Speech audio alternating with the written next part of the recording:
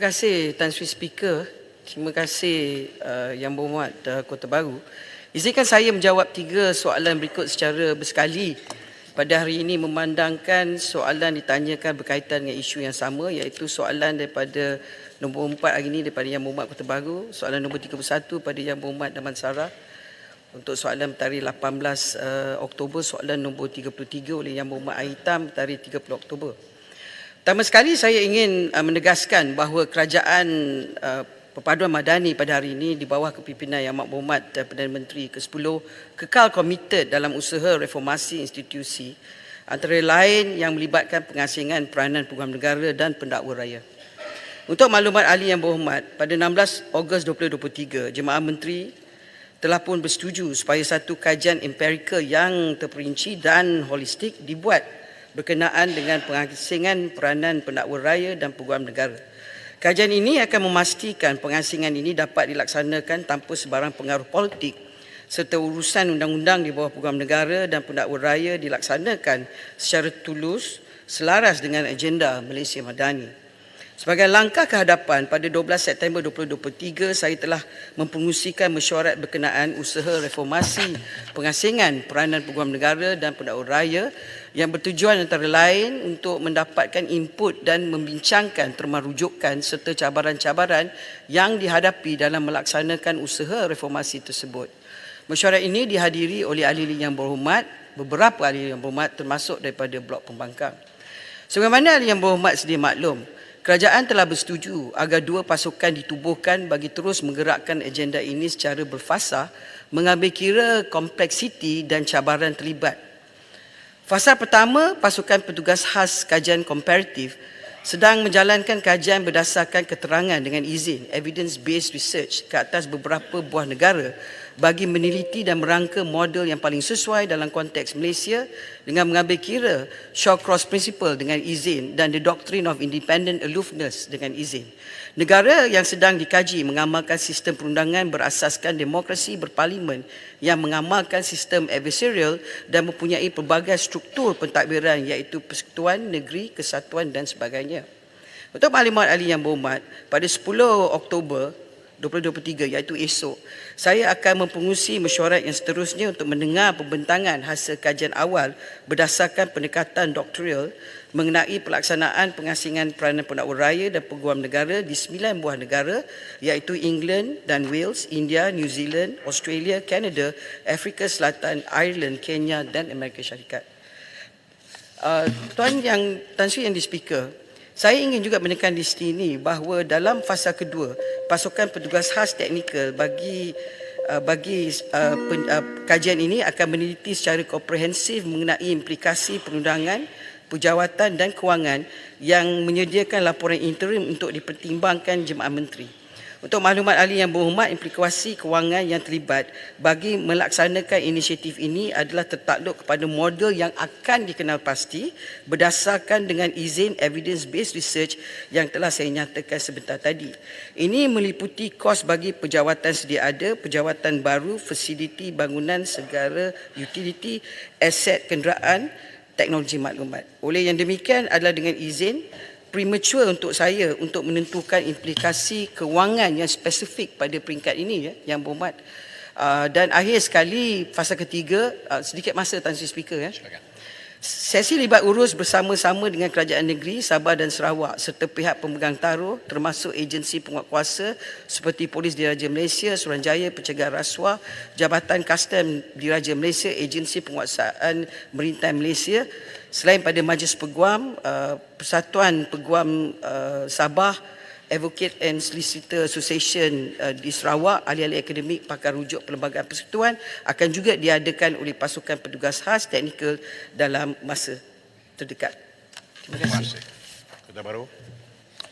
Terima kasih Yang Amat Menteri, terutamanya kerana telah meneruskan dasar kerajaan dulu, iaitu pada tahun 2020-2021 kerajaan dulu telah pun mengambil dasar yang sama pengasingan peranan AG dan juga DPP ni.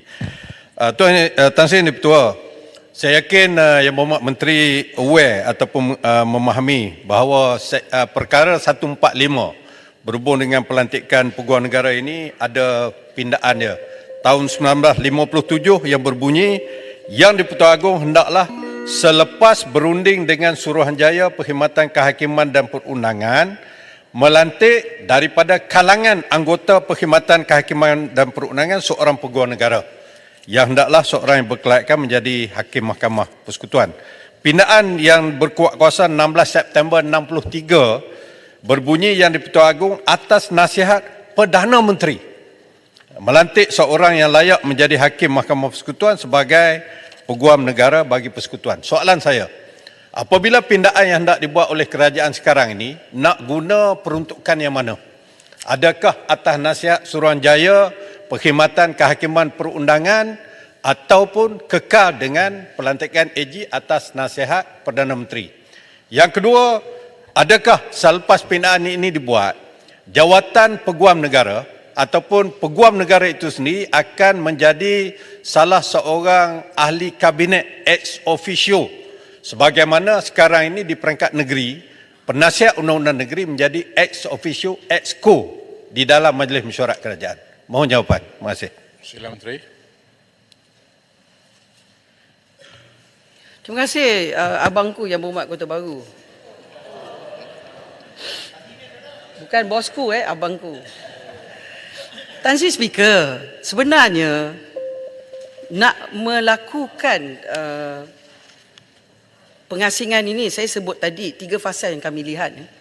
Perbezaan antara kerajaan perpaduan madani ialah kami cakap, kami buat. Jadi itu sebabnya antara komitmen yang pertama ialah model negara yang kami nak rujuk ni untuk menjawab soalan kedua daripada Yang Berhormat Kota Baru tu ialah apa model yang kita nak tengok. Saya bagi sebagai contoh yang berhormat Tan Sri Speaker England dengan Wales mengambil masa lebih kurang 8 tahun untuk mewujudkan Director of Public Prosecution dan Crown Prosecution Service yang mengambil alih pendakwaan daripada polis. Kemudian kalau kita tengok di Kenya pula, Director of Public Prosecution pada 2011 selepas perlembagaan baru bagi Kenya berkuat kuasa pada 2010. Perlembagaan baru ini tersebut digubah selepas Pilihan Raya Kenya pada tahun 2007. Dan kalau kita tengok pula daripada negara-negara yang kita berhadapan, di Kanada, peguam negara boleh mengeluarkan arahan berkenaan dengan permulaan pendakwaan ataupun tindakan yang khusus. Tetapi apa-apa arahan hendaklah secara bertulis, diwartakan dan dalam Canada Gazette sebagai contoh. Kemudian di Australia pula, peguam negara masih mempunyai kuasa untuk memulakan atau menamatkan pendakwaan awam dan mengambil alih pendakwaan yang dijalankan oleh pihak persendirian. Di Ireland pula, peguam negara pula masih mempunyai fungsi di bawah beberapa undang-undang tertentu yang mana boleh dilaksanakan pendakwaan tanpa macam-macam kebenaran. Di India pula, peguam negara boleh dengan demi kepentingan keadilan membuat permohonan kepada Supreme Court untuk memindahkan pendegaran dan rayuan kes jenayah. Maksudnya yang saya sebut di sini, kerajaan perpaduan madani tidak akan kata orang cakap hari ini buat semalam. Kami akan melakukan 3 fasa yang disebut tadi dalam jawapan saya, bahawa soalannya ialah perkara 145 yang disebut oleh Yang Berhormat Kota Baru tu, adakah akan dipinda? Adakah akan diberikan sebahagian pada kuasa kepada peguam negara kita di Sabah Sarawak sekarang? Peguam negara kita ialah peguam negara negeri yang khas, mempunyai servis dia sendiri.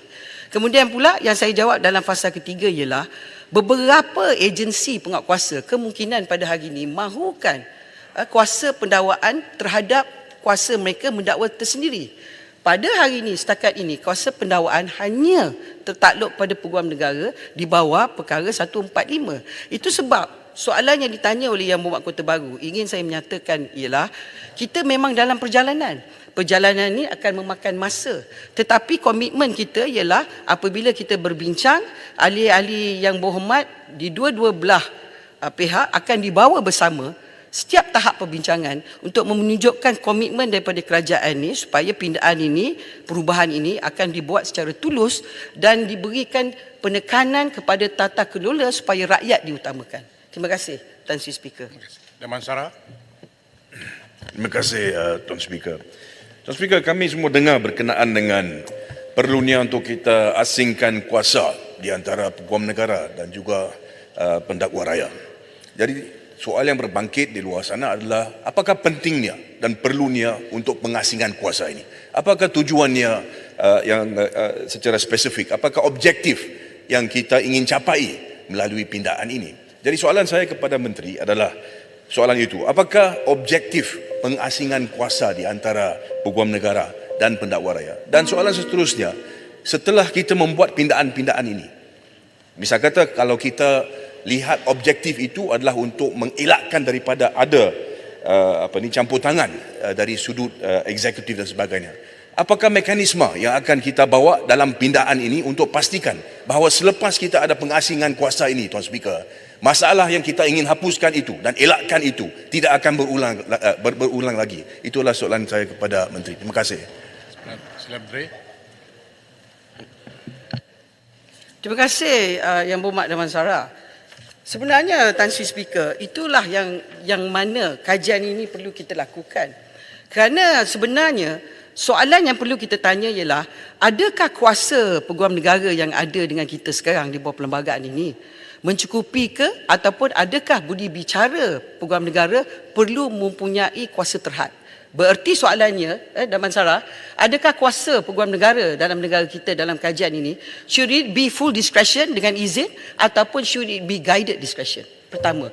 Keduanya, dalam kajian ini juga kita pun akan mempersoal, adakah isunya pelantikan ataupun adakah isunya termination dengan izin?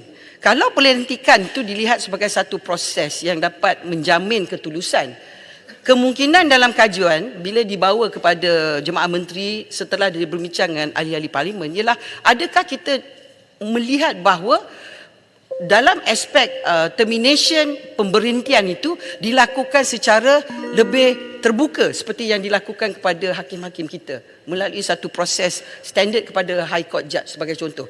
Semua soalan-soalan ni kita akan lakukan dalam kajian kita yang saya sebut tadi.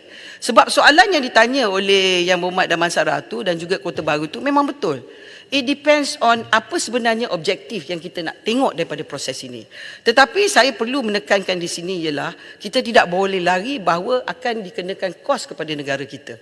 Sebab dalam mana-mana negara, pengkhususan itu mewujudkan satu pendakwaan yang berkhusus. Tetapi pada sebuah negara lain di Amerika Syarikat, pendakwa raya di peringkat federal dan juga negeri-negeri semuanya adalah orang politik yang voted in, diundi oleh rakyat mereka kepada pendakwa raya tersebut. Maknanya the Attorney General is voted by the people di Amerika Syarikat. Itu sebuah negara yang mengamalkan demokrasi. Tetapi adakah itu kerana menilai kepada elemen demokrasi, ketulusan, ataupun adakah itu menilai kepada tuntutan yang dibuat oleh rakyat yang memilih jenis peguam negara yang mana? Jadi pada setakat ini, pada hari ini 9 bulan Oktober, saya memang tidak dapat menjawab semua soalan yang ditanya sebab kita memerlukan kajian yang lebih berhati-hati supaya pindaan kalau dibuat pada perlembagaan, pindaan ini tidak akan menjadi satu sesalan kepada negara kelak. Terima kasih Tan Sri Yang di-Pertuan.